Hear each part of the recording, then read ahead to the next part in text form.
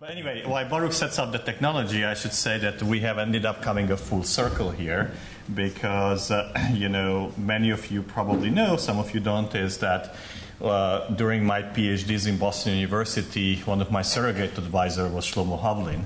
So really much of my learning about complex systems and percolation really kind of came from that.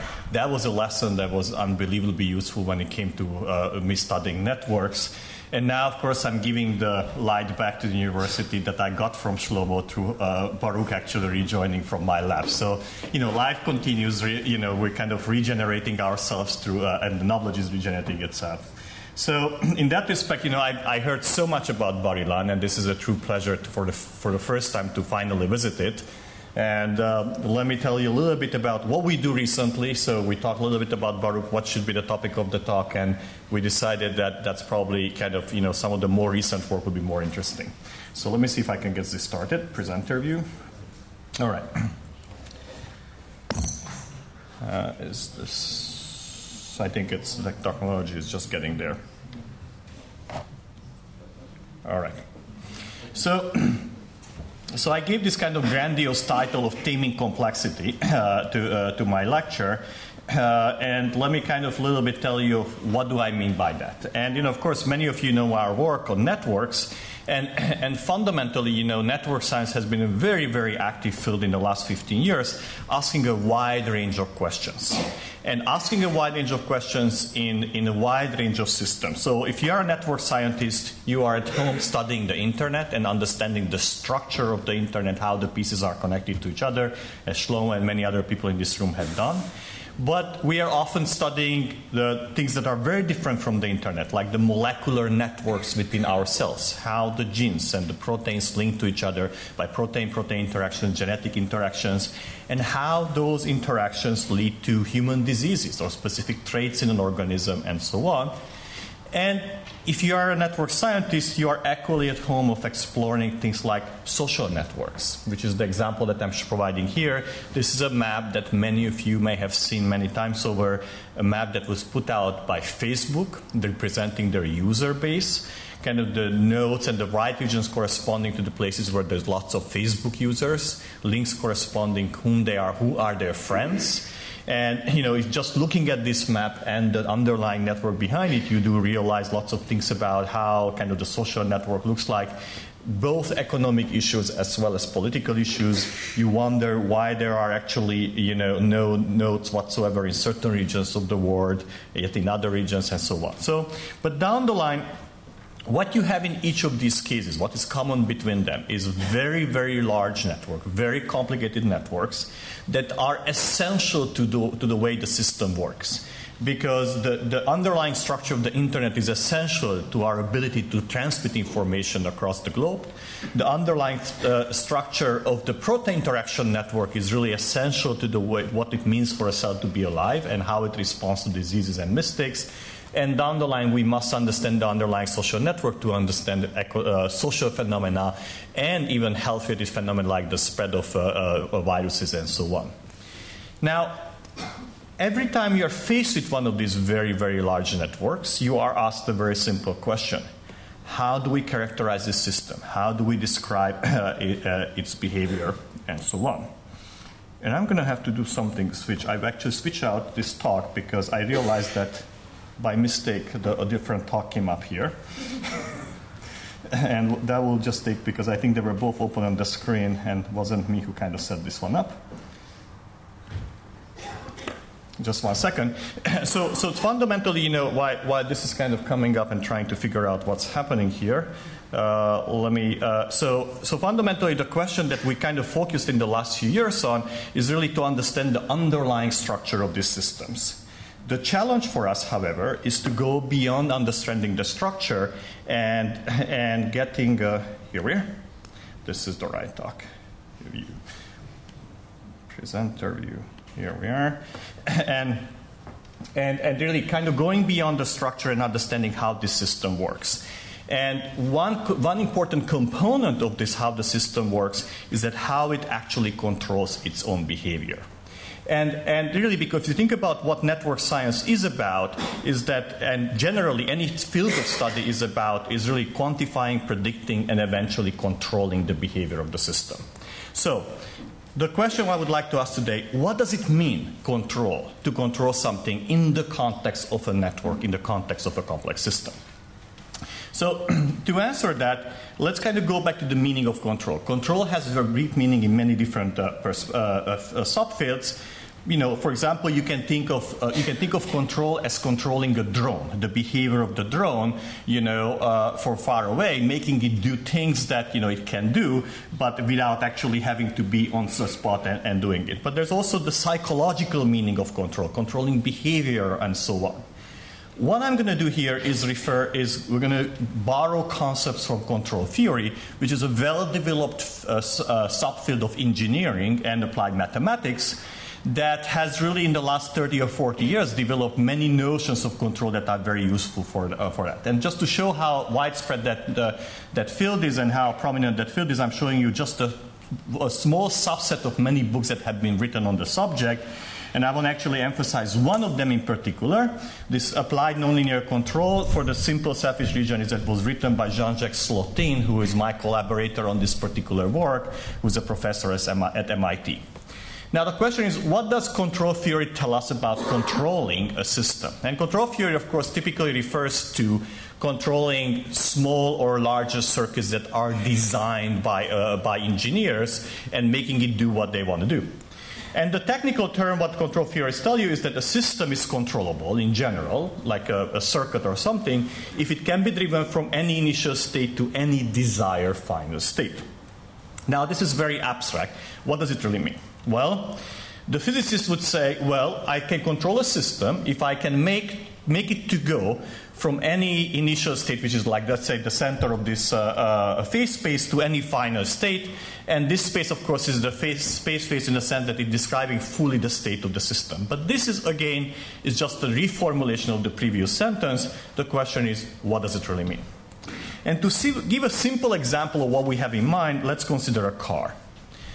A typical car has about 5,000 components. Yet, when you drive a car, you are not thinking about controlling 5,000 components. You're really thinking about controlling 3 or 4, depending on which side of the ocean you are. Your steering wheel, your gas pedal, your brake, and you may also have a clutch in this part of the ocean. And the idea is that by controlling, by manipulating the state of these 3 or 4 components, the steering wheel or the gas pedal or so on, you are making all other components move in sync with your control signal. And eventually all the other 5,000 components follow the control of these input signals.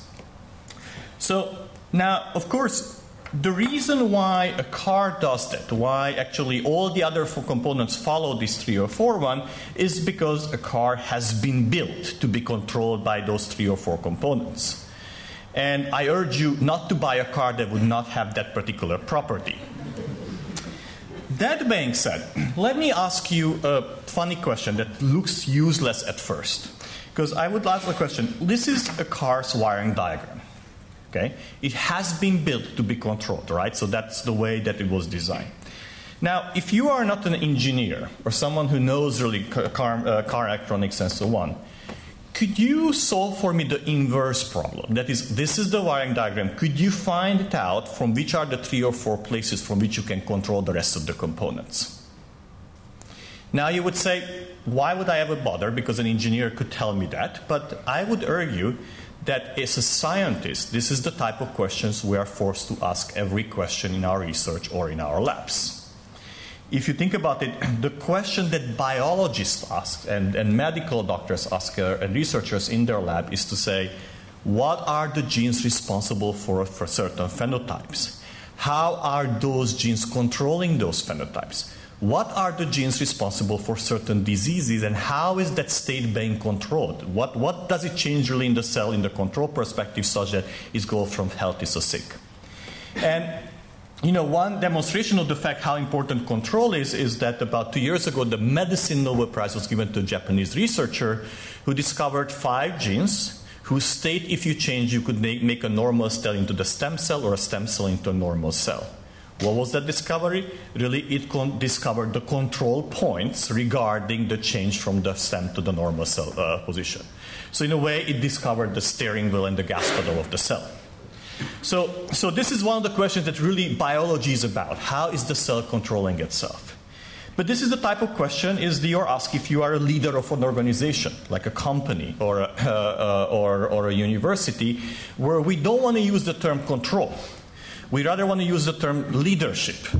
But fundamentally, the question is, what are the individuals through which you can exercise your leadership, through which you can actually take an organization to a new direction, whatever that new direction would be. So these are some vaguely the big questions we'd like to ask, and we would like specifically to ask, how do we think about control in terms of a particular complex network or complex system? And our first work in this direction was a few years ago that was actually published in Nature. And I will try to kind of outline a little bit of how we approach this problem and how you can actually go deeper into understanding control in a complex system environment. Now, if we want to do that, we have to first realize that control is not a topological property of a network, but it's a dynamical property. Because control is about the state of the nodes, about the state of the links, and about the behavior of the system, right? So in order to do so, you can't just simply say, I have a network and tell me how you control it. You also have to define the dynamics of the system, how the nodes are interacting with each other, and what's the state variable on each of the nodes. So here I'm going to show you a kind of schematic description of a simple system like that, where I consider a small network where each node is connected to some other nodes. That who is connected to whom is driven by this wiring diagram, the network that is shown by this matrix A. And I'm also defining on each node a particular variable, x in this case, that tells me what is the state of the node. The state of the node could be the concentration of a metabolite in a cell, could be the traffic on the internet, could be the state of an individual or the activity level in an organization. For us, it doesn't really matter. The point is that there is a time-dependent variable that is describing the state of each node. And if we have a dynamics, we have to define how the interactions are happening. So we're going to use the simplest possible dynamics that one could write in this case, which is to say, I have a linear dynamics that my state is determined by the state of my neighbors. So, and that's what this first part is telling me. And plus, I have a term that tells me where I can inject signal into the system. And this is shown schematically by these wavy lines, the idea being that these are the points that I can control externally by injecting a time-dependent signal, like moving the steering wheel of a car or pushing the gas pedal. And the question we would like to ask is that if I input signal only on these two nodes, can I control the rest of the network? And the reason this question is meaningful, of course, is because, by injecting signal, that affects the state of the other nodes through the interactions between them. So in principle, I can make the whole system go wherever I want it to be. That's a very well-defined question. Can I control the network from a certain point of nodes? Of course, if I control every node individually, I put a signal, I can control easily the network, but that's very expensive, and I may not even have access to all the nodes. So I would really say, could I control it from a subset of the nodes? And it turns out that the mathematical answer to this question was provided in 1963 by a mathematician, Rudolf Kalman, who said, if you know the wiring diagram of your network and you know where you are injecting the signal, I can give you a rank condition, Kalman's rank condition, that if this particular matrix has rank n, then the system is controllable. If the matrix has smaller than n rank, then the system is not controllable any longer. And intuitively, what this condition checks for is to say, can I get unique signals from my input node to any other node in the system such that they can go in the unique directions? Now, let me show you an example of how this works. So, for example, I consider this very simple system. Forget the math, you can look at it as well, but only this one. I have 3 nodes in a row, and I'm injecting node to the first node. And the question I would like to ask, can I control the rest of the nodes? And, if you run the controllability matrix, the answer would be yes, this has rank 3, so therefore the system is controllable. How about this system? I control the top guy. That kind of affects the other bottom two guys. Could I control it? And interestingly, the answer would be no. The condition fails, and you see that I have one row that is all zeros here in the matrix.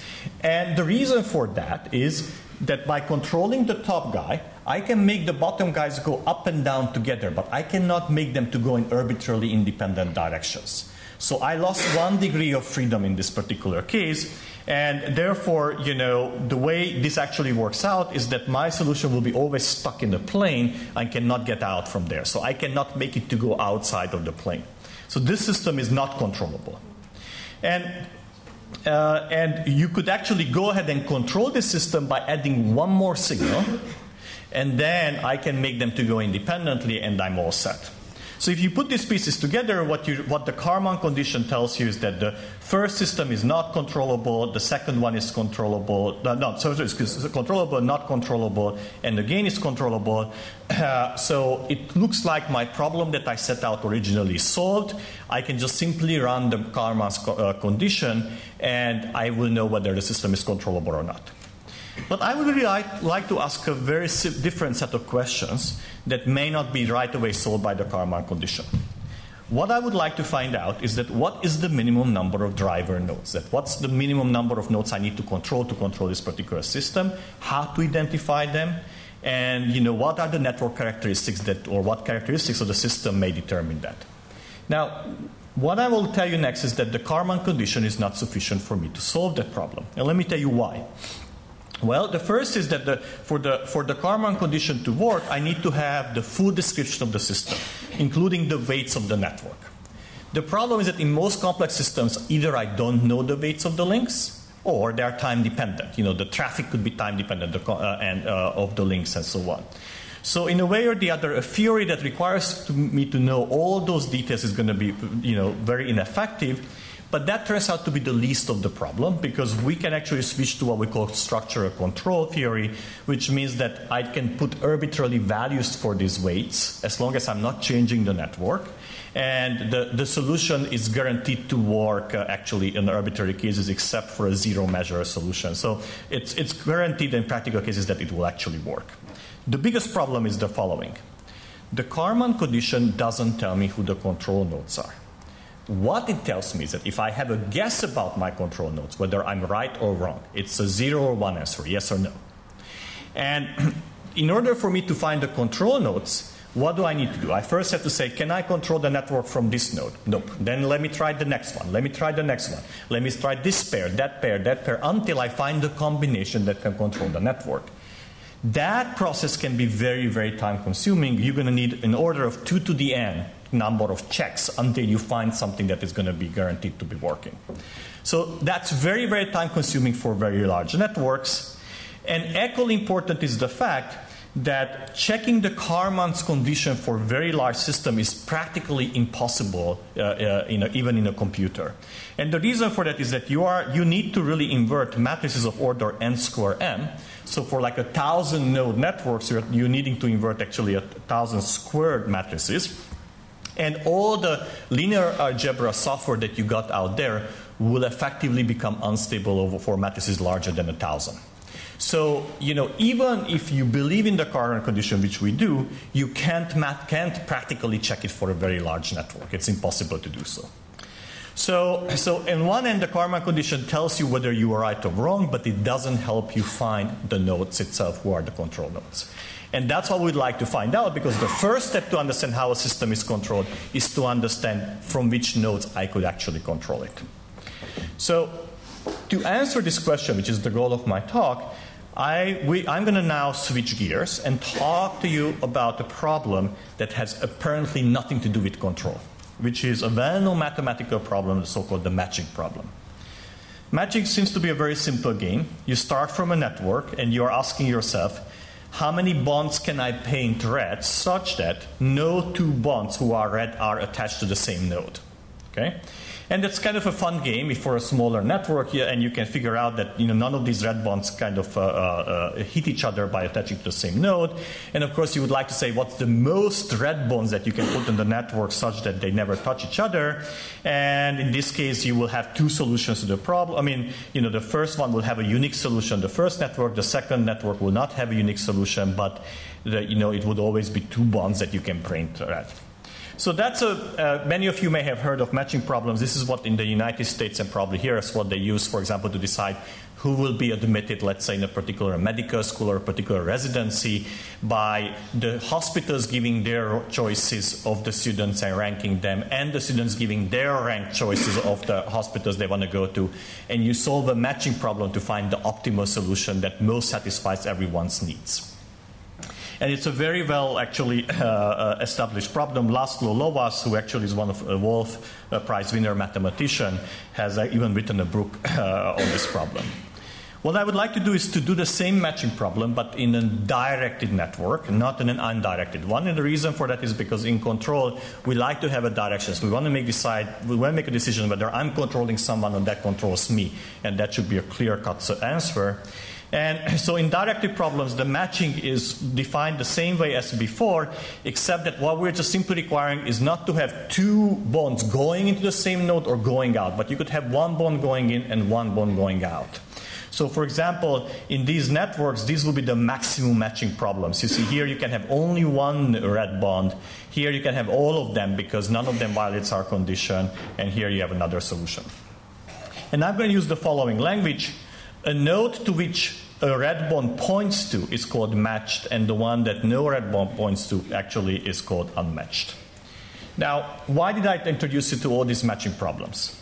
And the reason why I introduced you to this matching problem is that we can prove a very simple but very powerful theorem that we call the minimum input theorem that simply says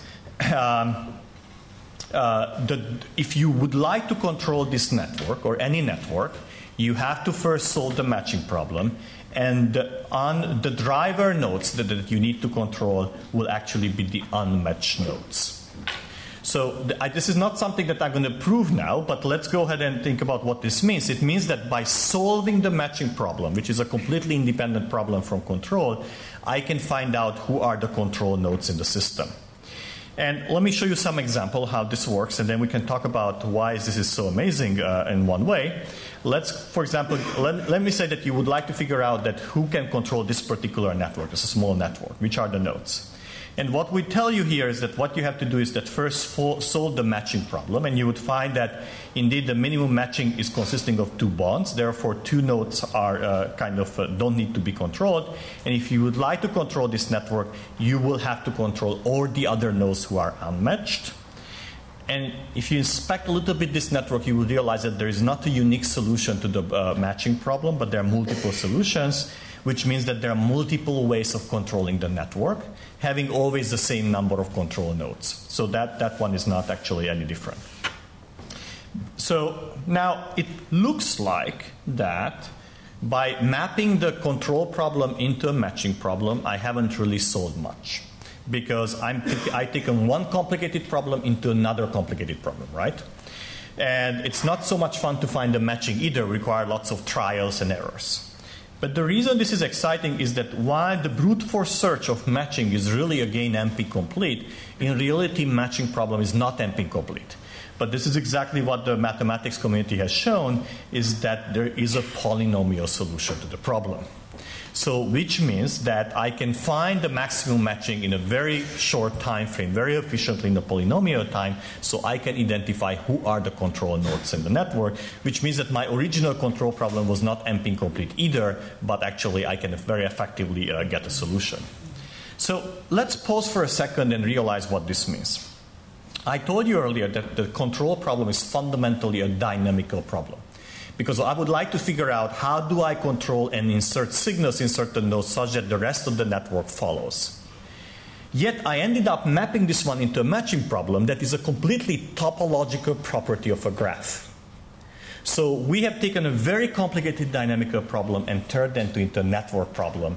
And it turns out to have very strong benefits because that particular network problem also has a polynomial solution. So I can very effectively identify now in very large networks who are the control point nodes. So this is really kind of the most valuable aspect of that we are showing here, that a very complicated dynamical problem can be solved very effectively if you look at the network topology, if you understand the network topology of the system. On the practical side, now I have a tool. I have a hammer, which means that you give me a large network and I can identify right away who are the control nodes by running the matching algorithm. So this is what we did. Right? We took lots of large networks and say, let's figure out how many nodes do I need to control to control them. And what you see in this slide is actually a bunch of different networks. Each column corresponds to a different network. Probably you can't read it, but that's perfectly fine. I'll explain you what it is here. So on the vertical side, vertical axis, what you have is a number between 0 and 1, simply saying what fraction of the nodes need to be controlled such that I can control this network. And our idea was that if this ND is very, very small, it means that the network is easily controllable because a small fraction of the nodes can control the rest of the network. And we thought that if ND is very large, the network is hard to control, which means that almost all nodes need to be controlled individually by me as an outside controller so that I can control the rest of the network. And then we did this plot, and we had some really big surprises there. The first big surprise was that let's take these red bars. These are the regulatory network of the cell. This is the part of the network that controls the state of the cell. That's well established within biology. And Uri Alon, for example, has done lots of great work understanding the structure of this underlying network. And we thought that because this is a control component of the cell, this should be easily controllable, right? Yet what we find is that the fraction of the control nodes are in the vicinity of 1. That means that almost all nodes need to be individually controlled such that I get control over the system. So that was surprising. On the other extreme of the spectrum, we thought that if there's any system should be hard to control, should be the social systems, organizational networks, because none of us really wants to be controlled, right? So yet when we look at organizational network, inter-organizational network, which is on the right-hand side, we find the smallest ND. That is only the way these networks are organized, a few, very small fraction of the individuals can control the rest of the network. So that was really puzzling for us. And then we kind of set out to ask the question, what are really the parameters that help us understand what controls a network? How should we think about this? And in order to answer this question, we actually ended up doing a very simple thought experiment. We said, all right, let me take a network, any network, like an ecological network or a biological network, and figure out how many nodes I need to control the network. The matching would provide me this answer. But then now go ahead and randomize this network. That is, simply keep the same number of nodes and links, but then flip the links between them such that now the node who was controlling node A now may control node C, and so on. In the network language, we turn the network into an Erdős-Sérényi network, and then for the new network, the randomized one, we also asked, how many control nodes do I need now? And we compared the real value, which is on the original network here on the left-hand side, with the randomized value. And that's what I'm showing you here. This is the real, this is the randomized one.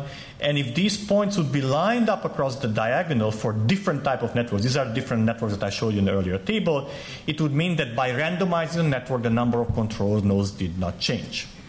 But what you see in reality is that they changed a lot because the plot became random. It's not aligned along the diagonal, which you look back and say, of course, not surprising. I messed up my network, so therefore the number of control nodes will have changed. No surprise there. But then we did another randomization experiment. We said, well, this was a very naive way of randomizing a network because in real networks, there are few very highly connected nodes and then very small, not so connected nodes. This is the fundamental scale-free property of many real networks. So not all nodes are equivalent. So why don't I randomize in a smart way that if you are a hub in the network with many links, you will remain hub in the randomized network as well. If you were a small guy, you remain a small guy, but I would just simply change whom are your friends or whom you control. So this is what we call degree-preserving randomization. And let's do the same game, compare the randomized with the real one. And there was no difference whatsoever.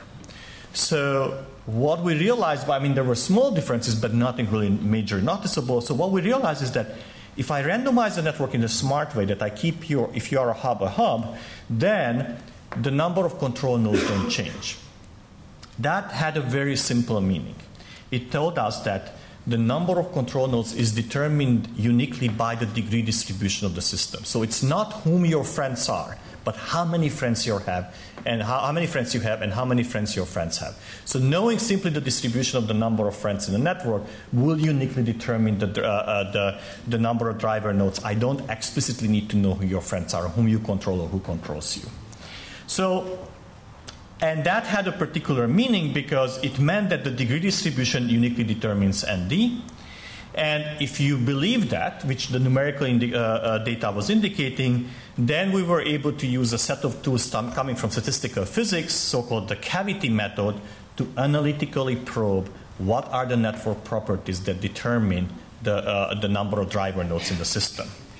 So I'm going to show you two results in this context. What determines how easily controllable a network is? The first thing is the degree. The average degree of a network tells us how dense is your network, right? The higher the average degree, the more connections you have per node. And the question would be, are denser networks easier to control or sparser network easier to control? And the analytical results indicated that the number of driver nodes decreased exponentially with the network density, with the average degree. And that's what the simulations also fully support, telling us the denser the network, the fewer driver nodes we need. Now, it's easy to understand why that would be the case. Well, you remember, control is about my ability to get from my control driver node signals, unique signals to every single node in the network. If the network is very sparse, I have a very few ways of going. So I have to reuse the same links to send the signals, so I cannot differentiate my signals towards different nodes. The denser the network is, the more paths I have to send signals. So therefore, the more differentiated I can be. So therefore, in a very dense network, a very few nodes could control the full network. So denser networks are easier to control in this context. Another important property of real networks is what we call degree heterogeneity. That is the fact that the very highly connected nodes coexist with much less connected nodes. So this age variable is capturing that. It's a ties the Gini coefficient, which simply tells me that each age is 0, then heterogeneity is very small, meaning that all nodes have the same degree, like on a square lattice. Everybody has degree 4. If age is in the vicinity of 2, the network is very heterogeneous, meaning that a few hubs connect to many, many small guys. It's a hub and spoke network. And in between, we have different degrees of heterogeneity. And what the simulations are showing is that the higher the heterogeneity of the network, the more driver nodes you need. That is, that heterogeneity actually increases the number of driver nodes. Homogeneous networks are easier to control than heterogeneous ones. So let's put these pieces together. What the results are indicating is that the mean degree and degree heterogeneity are the two main factors that determine how many control nodes you need. And sparse and heterogeneous networks are harder to control than dense and homogeneous networks. And the reason why this answer is surprising is that most real networks out there in nature are sparse and heterogeneous. So it turns out that the way networks are built, they are fundamentally hard to control, because that's exactly the limit that is harder to control. So let me just give you step for a second and tell you what happened so far.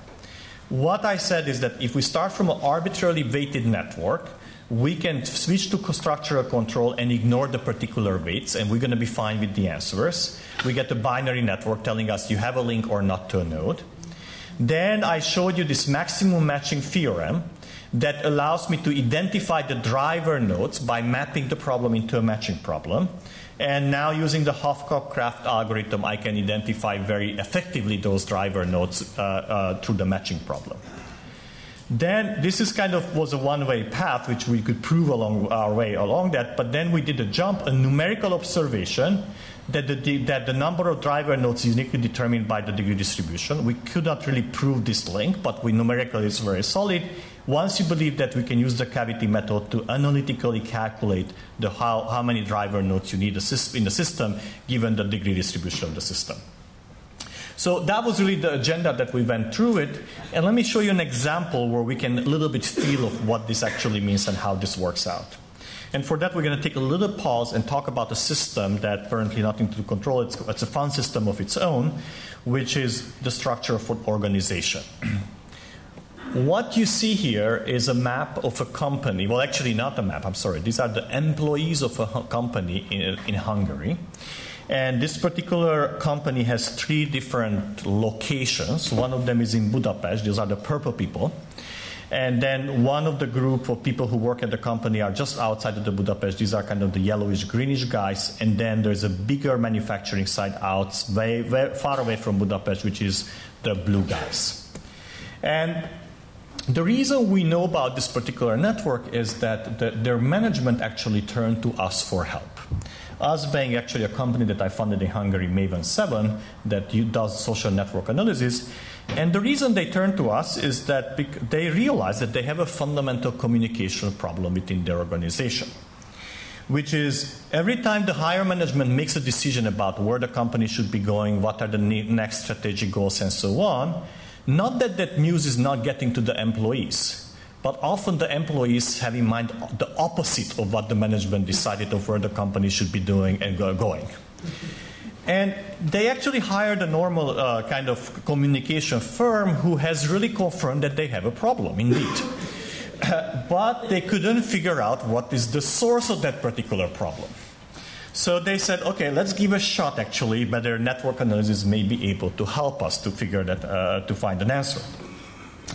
So what we did for them is that we actually provided them an online platform by which each individual was asked within the company, tell me not more than 4 people whom you interact with on a daily basis during your job.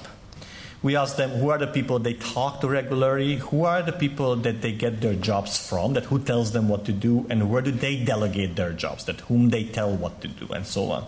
So it was a whole questionnaire and so on. And at the end of the day, what that questionnaire helped us do is to replace this list of employees that is not particularly useful to us with a network. And that's the network what we got. And if you are a network scientist, you look at this network and you see the basic features of what we call a scale-free network. I haven't talked much today about that, but effectively you see a few major hubs like this guy here and that guy there and so on that hold together many small or peripheral nodes. If you would do statistics, you would find that this is approximately a power law and so on and so forth. That's not the part I want to talk about.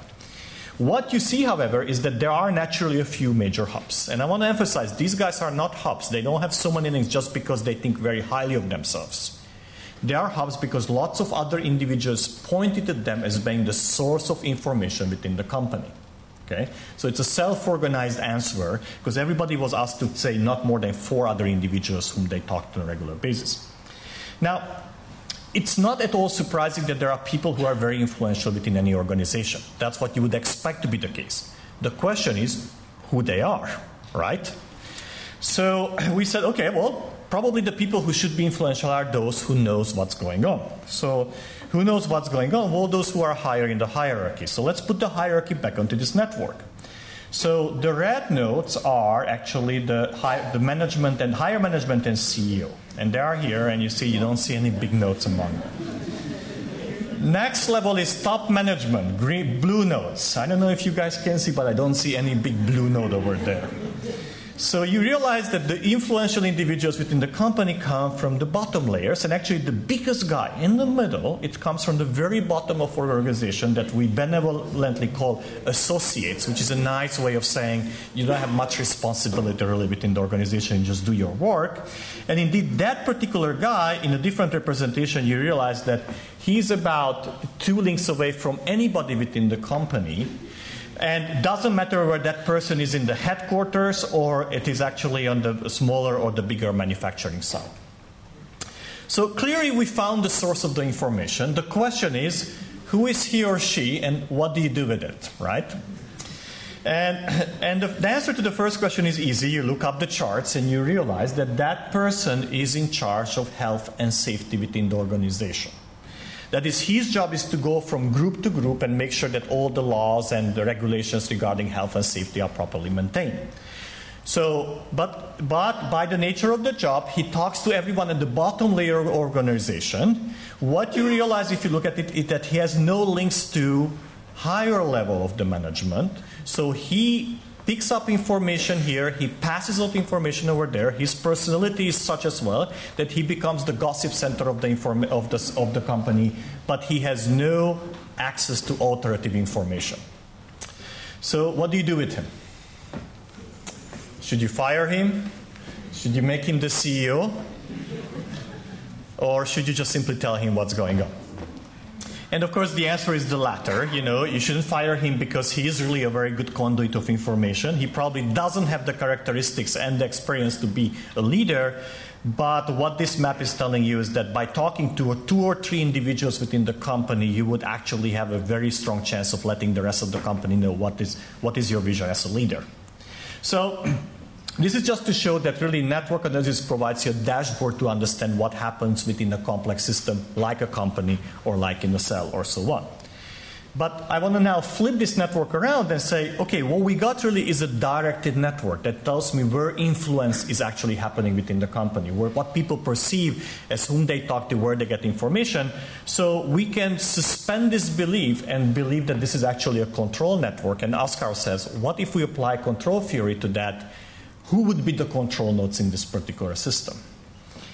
And as we do so, I want to emphasize that we actually have to switch the notion of control in social systems from biological systems, because the nature of control I showed you so far is what we call node control. What is node control? Node control is when the signal comes at the node level, and then it spreads uniformly along the weights of the node that has 2 other links. To other nodes. That is really good for a biological system, because if you increase the concentration of a molecule in the cell, then all the other interaction partners will fill that, right? Same in the neuron. If you increase the activity of a neuron, all the synapses will actually fill that. All the other neurons it's connected to will fill that. In social systems, however, we can be manipulative. In a sense, we can send different information on one link than the other link. So therefore, we can manipulate the links individually, and for that we have to flip the way we do control, and we have to think of not of node control, but link control. That is the signal that comes in, that comes at the individual level of the links. Turns out that is mathematically not challenging, and the same framework that I described you earlier will work exactly the same way in this context as it earlier, except that the network that you are applying to is not the network that you see by your eye, but the dual network, what we call the link network. So it's just a mathematical change. But if you apply to that, we can go ahead and ask ourselves, who are the control nodes and who are not control nodes in this particular network? And what I'm going to show you first is the many vibrating nodes. And the reason I'm showing you is to realize that the vast majority of the nodes are not control nodes in the network, which means that their position is such in the network that they cannot get unique information to the rest of the network, but they can be controlled by the other control nodes. However, a few are control nodes, and I'm going to highlight now them in red. And what you realize if you look at them is that indeed there are a few nodes in the network that have such a central position, and not necessarily central. They don't always need to be hubs. In this case, there's a correlation between hubness and controllability, that they can actually control the rest of the network.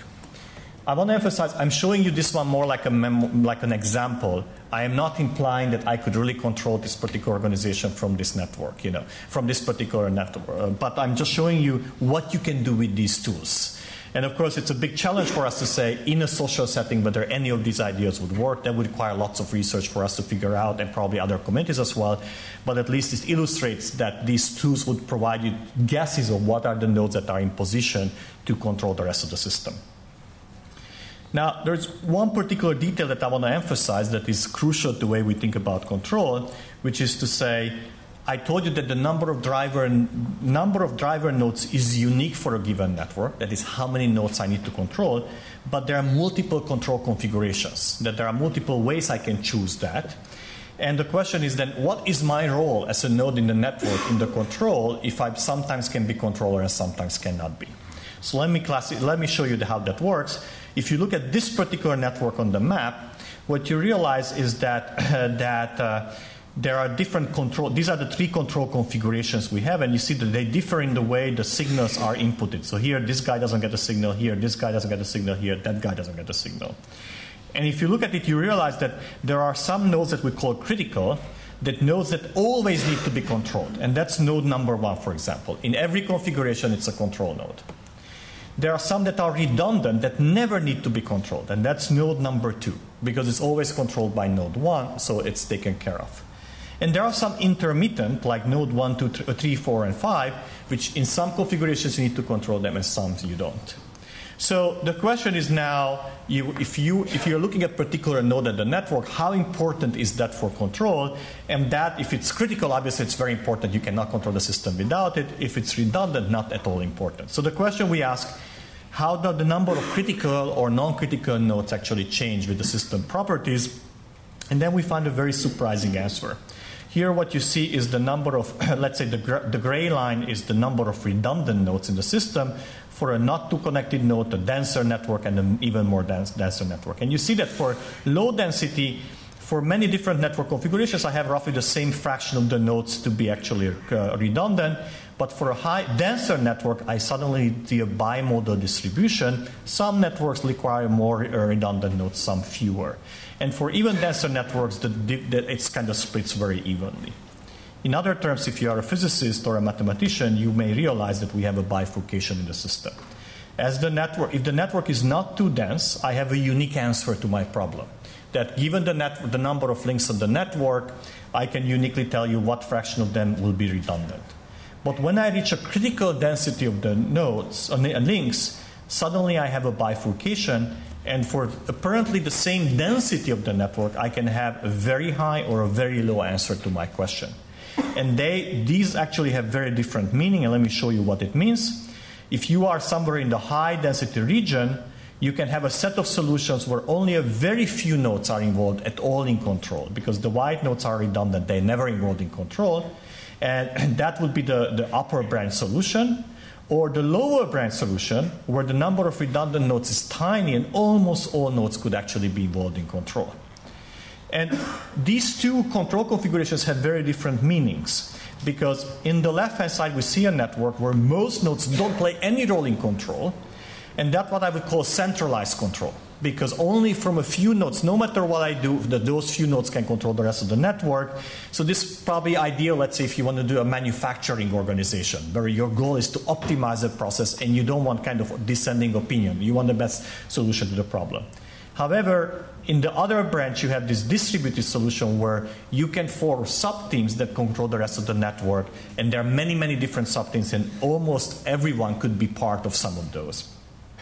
So this is, I'm showing you mostly to kind of realize that control can have very subtle features, in the sense that there's not a unique way of controlling the network given the number of control nodes, but I have many different configurations, which is very useful, because if you want to use the analogy of a leadership, sometimes some people are not appropriate for control, for leadership, and therefore you want to use a control configuration where those people are not involved in that, and then another solution may also give you the problem. And it turns out that real systems really split along these two lines. So there are some systems who are mostly in the decentralized, sometimes some things are in the centralized solution, and so on.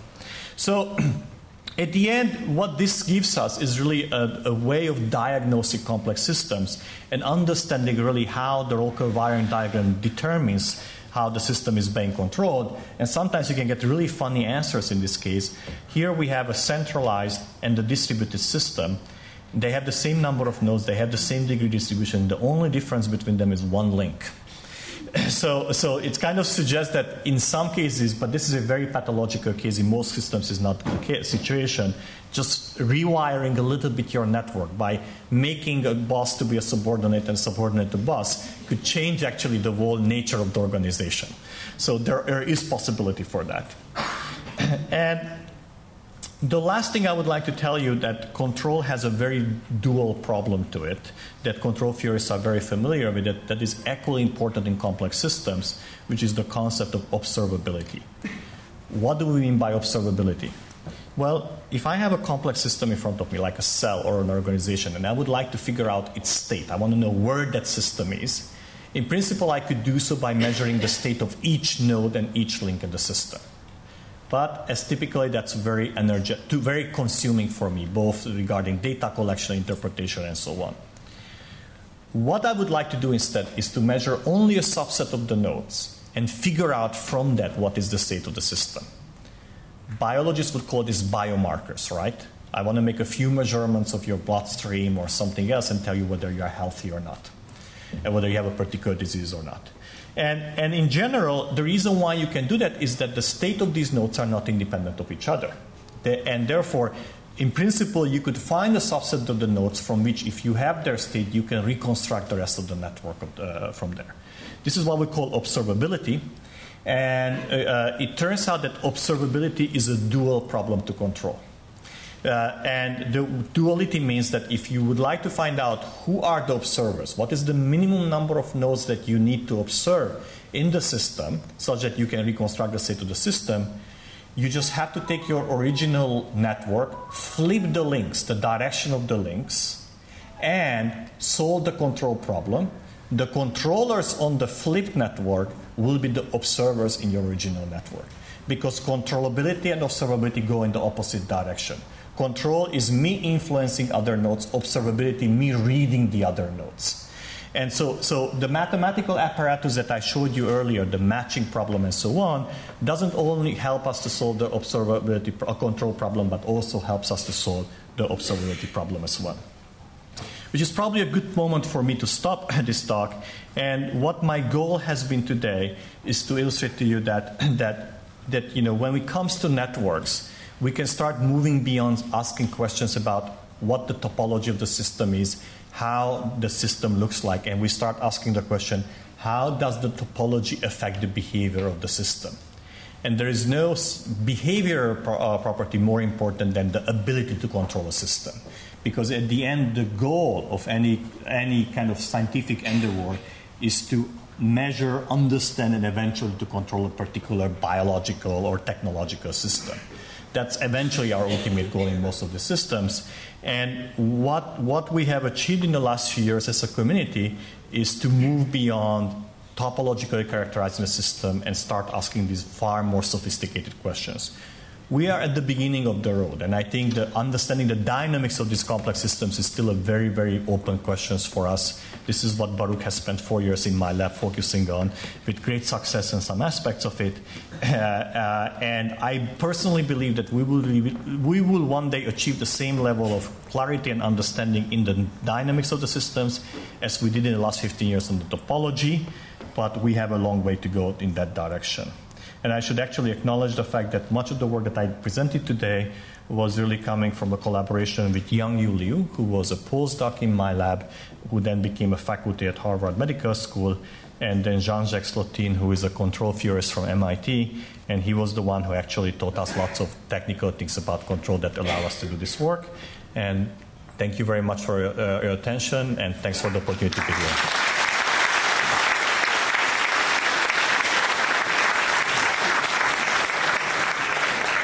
You have questions? Sure. So Baruch is telling me that we have time for 2 or 3 questions if anyone dares. So the dynamics that you analyze is just linear noiseless dynamics? Social networks, sure. Fusion is very different. That's right. So let me repeat the question, and that's a very, very fundamental question. I'm glad you got it out at the first one, which is everything that I told you so far is for linear dynamics. Not only social, but most biological networks are also fundamentally non-linear. So how do we do with that? Well, the answer is there are multiple answers to this question. One of them is that if you have a nonlinear system and you would like to control it, you first have to make sure that the linearized version of the network is controllable. So this is really the first step towards understanding that. The second equally important question is that amazingly nonlinear systems are easier to control than linear systems. And what we know from this story is that what people know actually from control theory is that if you solve the linearized problem and you say, okay, these are the 10 nodes that control the system, those 10 nodes will be able to control the nonlinear system as well, but you may not need all of them. So the answer will be still correct, except that you may actually find a simple solution to that. So in that respect, you're really doing yourself a big service by figuring out who are the nodes who can control the system. And the reason for that is easy to understand, is that whether the system is linear or nonlinear is the wiring diagram that tells you where the signals can go and where you can get unique signal or not to the remaining of the nodes. That's a topological property of the system, and the linearized solution will give you the answer. Now, if you have a fully nonlinear system, then you're going to run serious problems into figuring out how to actually make the control, but the control nodes that we're predicting here will be still working in that context. Manuel? So one of the slides in the introduction has some reminiscent of the idea of conserved quantities. So is that also the case, that there is you are trying to basically destroy all conserved quantities because these are the ones which will avoid you to get whatever you like? It's a good question. We have not really thought in terms of conservation in this particular context. I mean, the closest I would come to the conservation is the finding that the degree distribution uniquely determines the number of control nodes, but not their identity, in the sense that if you have many different ways of choosing them, but the number of control nodes will be always the same, or at least the minimum number of control nodes. Other than that, we have not used that way of thinking that there's a conservation in the system. Like when you have, for instance, you have the free, in one of the slides you have free control parameter, free nodes, and you said, I'm moving in a plane. And I see. Move everywhere. So this is like having the conserved quantity, you can move only on the plane and not elsewhere. I see where you're coming from. Yeah, so that's kind of the starting point. That's the Karman condition to tell me indeed whether, but we still haven't been actually able to connect it to conservation. Doesn't mean it's not possible. And I would be not surprised at all if you would find some papers in the control theory that would interpret some of these things as a conservation. We just haven't thought in those terms about it. One last question? Yeah. What about the predictability of the behavior of the network? Do you believe once the dynamicity of the network is clear enough, its behavior is predictable? Well, I mean, it depends on what behavior you actually have in mind. And the point of the control theory, actually, the control theoretical approach, is to make it predictable, right? Because now you're not letting the system do whatever it wants, but you want to make it to go where it is. So that problem has been precisely solved in engineered system where both the network and the dynamics is given to you. I mean, you are defining it, The challenge for us is to kind of solve the very same problem in non-engineered system, natural systems, right? And figure out how you achieve that, how the system actually, how the signal should look like.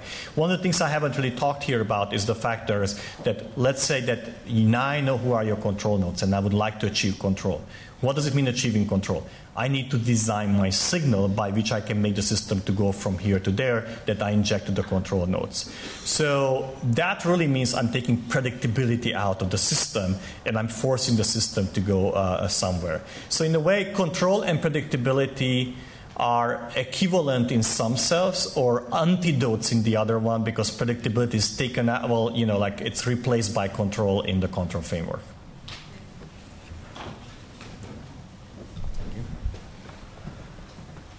Thank you very much. I'd like to thank you again all for coming, and Professor Barabási.